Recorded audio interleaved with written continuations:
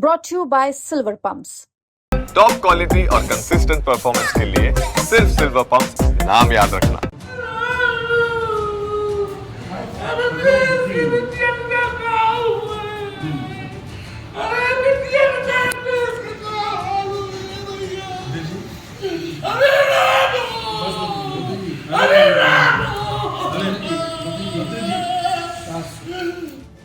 तो फूट फूट कर रो रहे हैं सपा सांसद, मेज पीट पीट कर रो रहे हैं सपा सांसद।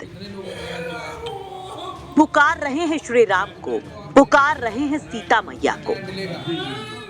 मोदी के सामने हम बात रखेंगे, न्याय न मिला तो हम इस्तीफा दे देंगे, लोकसभा से भी इस्तीफा दे देंगे। हम बचाने में, हम बेटी की इज्जत बचाने में नाकामयाब हो रहे हैं।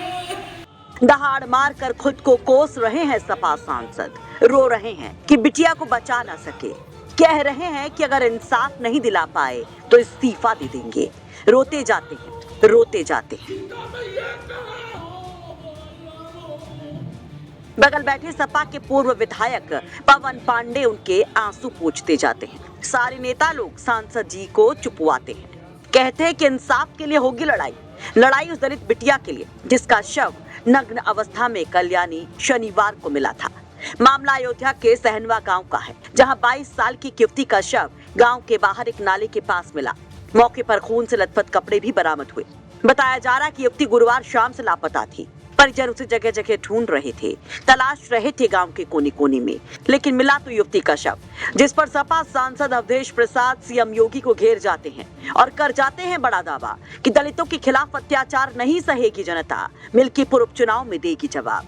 एक दलित बेटी के साथ जितना अत्याचार हुआ है, जितना अत्याचार हुआ है, उसके साथ अमानवीय व्यवहार हुआ है, और जिसको मैं जबान से बोलने में शर्मा रहा हूँ, और उसका सब कुछ करके उसका मर्डर कर दिया है।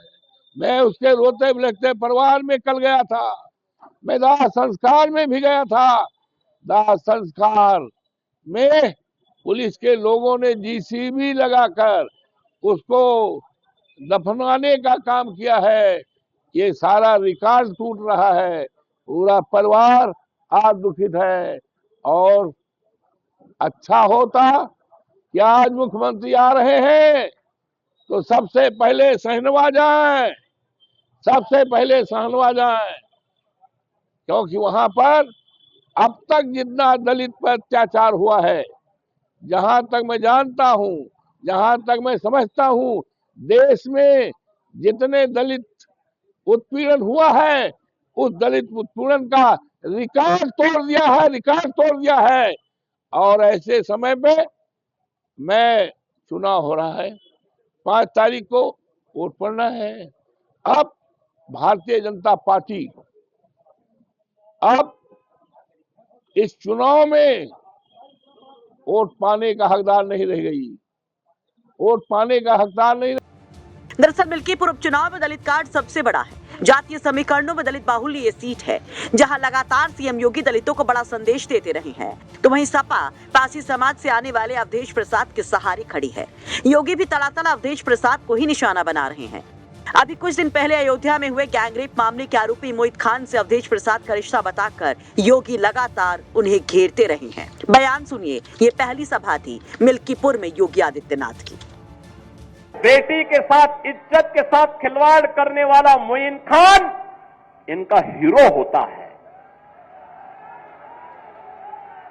अरे बेटी तो बेटी है, उस बेटी का सम्मान होना चाहिए था, उसकी सुरक्षा होनी चाहिए थी।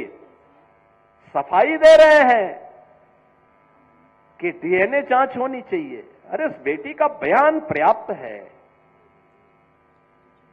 लेकिन फिर भी ये लोग बेटी की इज्जत के साथ खिलवाड़ करते हैं। यही समाजवादी पार्टी का वास्तविक चरित्र है। मोइन खान को सिर पे लेके ढोते हैं समाजवादी पार्टी के अयोध्या के दुर्भाग्य से बने हुए सांसद। आपने देखा होगा ना, उसी मोइन खान को तो पैरवी कर रहे थे, उसके साथ फोटो खिंचवाने में गौरव की अनुभूति कर रहे हैं। और इसीलिए हम लोगों ने भी कहा कि नहीं,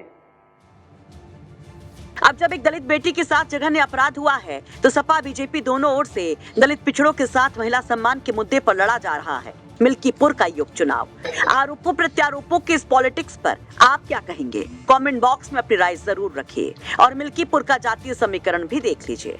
अयोध्या से मयंक शुक्ला की रिपोर्ट, यूपी तक।